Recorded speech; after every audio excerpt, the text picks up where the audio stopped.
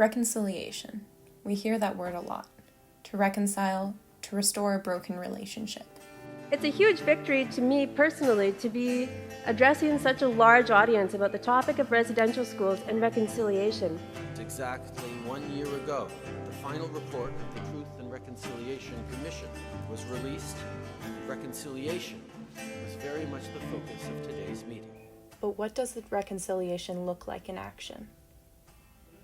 It started with an apology. Today we recognize that this policy of assimilation was wrong, has caused great harm, and has no place in our country. Young people across Canada must be the driving force of this. Where older generations have continued to fail, we must strive to do better. But it's hard to speak out when you don't know who you're fighting for, when your history books excluded the horrors of the past. This is the case of the often ignored Inuit. Inuit Nunangat, the land spanning across the Canadian Arctic, home to the Inuit for the past 5,000 years. They thrived in the world's harshest climates, built strong families and communities, created complex culture. In the 18th century, everything changed. European whalers wiped out generations of whales, a vital source of life for Inuit. And these colonizers brought with them diseases that devastated communities. Their land was taken from them. Turtle Island became Canada. During the Cold War, the government forced Inuit communities to relocate to the high Arctic, land that was barely habitable.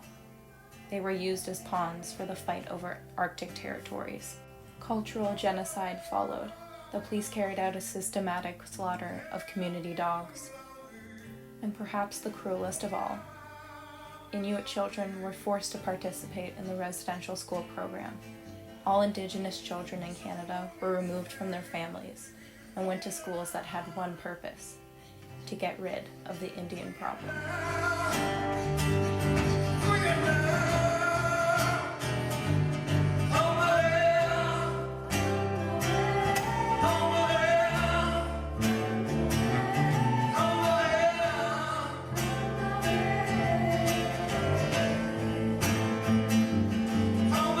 The Government of Canada sincerely apologizes and asks the forgiveness of the Aboriginal peoples of this country for failing them so profoundly.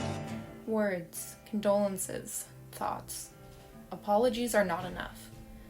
Caring about Indigenous peoples and their modern-day issues is still not enough. If you care, if you believe in reconciliation, you must act. Truth and apologies are achieved through words, important words, yes. But the next step, reconciliation, is achieved only through acting differently. And each of you in this room and each of you in this country has a role to play. Whether you're an Aboriginal person or a non-Aboriginal person, a teacher or a student, an elder or a young person, reconciliation will not be easy, and it will take generations. But its rewards will be many. Its achievement will be our success. The Truth and Reconciliation Commission has called for people to educate themselves and others, to make up for the failures of our history books. Our generation has the benefits of technology, which allow us to connect to even the most isolated communities, no matter the distance. We must fight so Indigenous voices are heard, and vote for the people that will listen.